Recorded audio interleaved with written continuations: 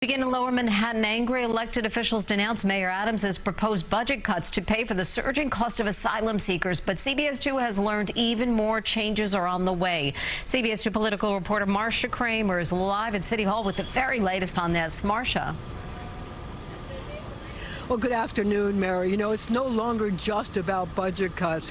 What we've learned is that the mayor, because the city budget crisis and the city asylum crisis is so intense, the mayor is now considering new limits on the amount of time that asylum seekers can actually stay in city shelters. What do we want? Budget justice. When do we want it? Now.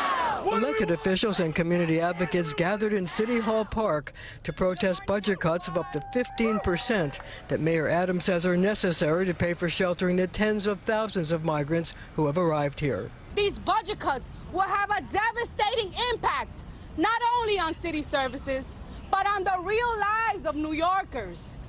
And as we welcome and continue to welcome immigrants into this city, we must make sure that we can serve them.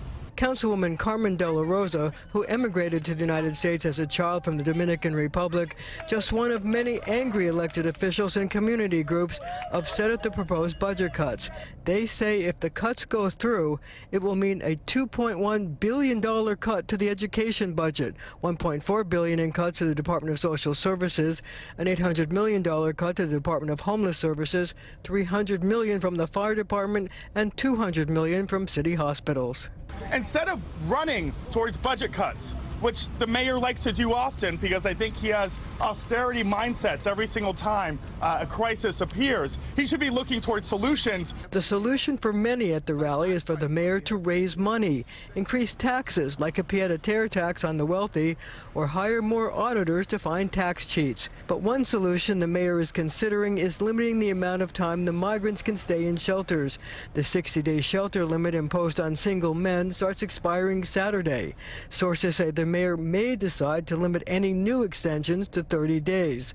Also under consideration is a 30-day shelter limit for new arrivals and a 60-day limit for families with children. A spokesperson for the mayor telling CBS 2, if the state and federal government don't step up, quote, we will have to make more difficult decisions, and it is possible we will see more heartbreaking realities, like the one we saw outside the Roosevelt Hotel this summer. Well, meanwhile, the mayor escalated his fight with the White House.